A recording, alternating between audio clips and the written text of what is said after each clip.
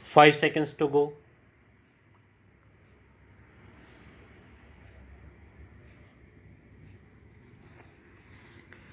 Start. In the Indian perspective, this is the only valid meaning of secularism. My government is unequivocally committed to this concept of secularism. My colleagues and I have been nurtured in this tradition. We treasure it. It is by this tradition that we shall recreate the spirit which was the hallmark of the freedom struggle. Persons of all religions, all regions, and all professions were working together to create a strong, confident, and resurgent India.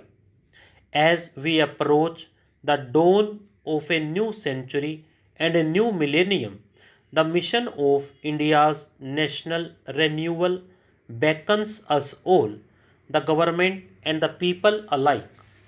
As the first imperative, we must restore the credibility of public life and public institutions, making them once again reliable and independent pillars of state. The second key is to mobilize talent at all levels from all corners of society. I still remember the thrill that every Indian felt 50 years ago when our country won independence. Every Indian felt we were set on a great adventure, and for a while, talent of the highest order was in fact galvanized for reconstructing our country. That air of excitement and that gathering up of talent is what I want to recreate. My government shall reach out to talent across the country. It shall strive to create a new work culture, a world class working environment, so that the best remain here to build our country and those who are now working elsewhere return and put their prodigious acumen to work for their country. While I do not want to talk of policies and programs today, there are five goals that I do want to place before you. These are close to my heart, and these are goals which my government shall go all out to achieve. My government is determined to take steps which will help us double our food production and make India hunger free in 10 years. It is indeed alarming that the per capita availability of food grains, which is already abysmal, has been decreasing. It is a matter of grave concern. My government is committed to rapid expansion and improvement of India's social infrastructure, drinking water, housing, education, healthcare, and sanitation. In particular, we shall provide within 5 years safe drinking water to every settlement in the country. Drinking water availability is the urgent need for any civilization, and we shall do our best in this area. My government is committed to rapid expansion and improvement of India's physical infrastructure, power, oil, petroleum, and renewable sources of energy, roads, transport, ports, airports, telecommunications, and financial services, so that these work both as engines of growth and employment generation. My government shall unveil a national water policy so that no water goes waste, and also our country, which has always revered the sacred rivers, cleans up all its water resources.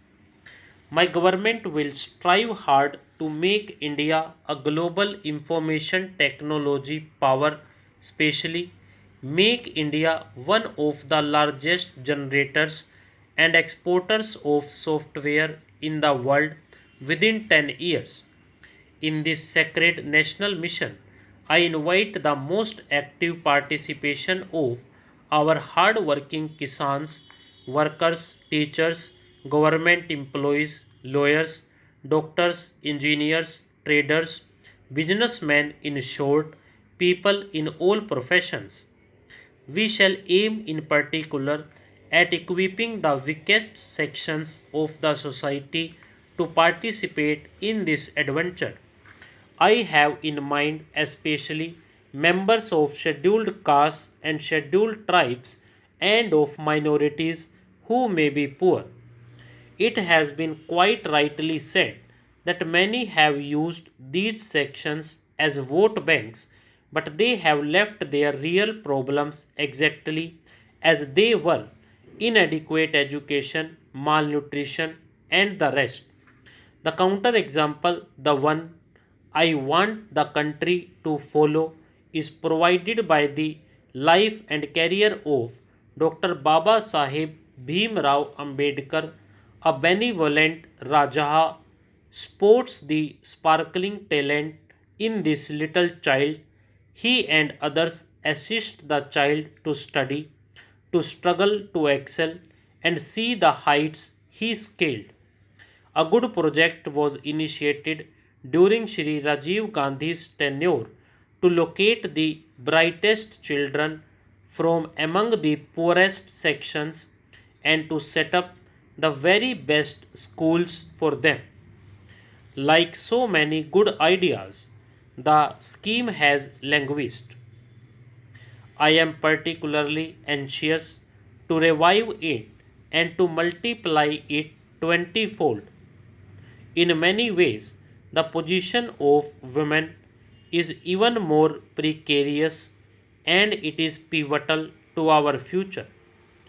A country cannot even be said to be progressing if one half of its population remains disadvantaged. In any case, it just cannot progress. Every study had identified female literacy, female health as the keys that determine so much else. Doubling female literacy within 10 years, vastly improving medical care for daughters and mothers, protecting the self respect of women, empowering them politically through reservation in parliament and state assemblies. These are not just goals that my government shall work towards, these are goals which I shall personally monitor. Another major area of focus will be restructuring of center state relations when to decentralize financial powers to the states. Stop.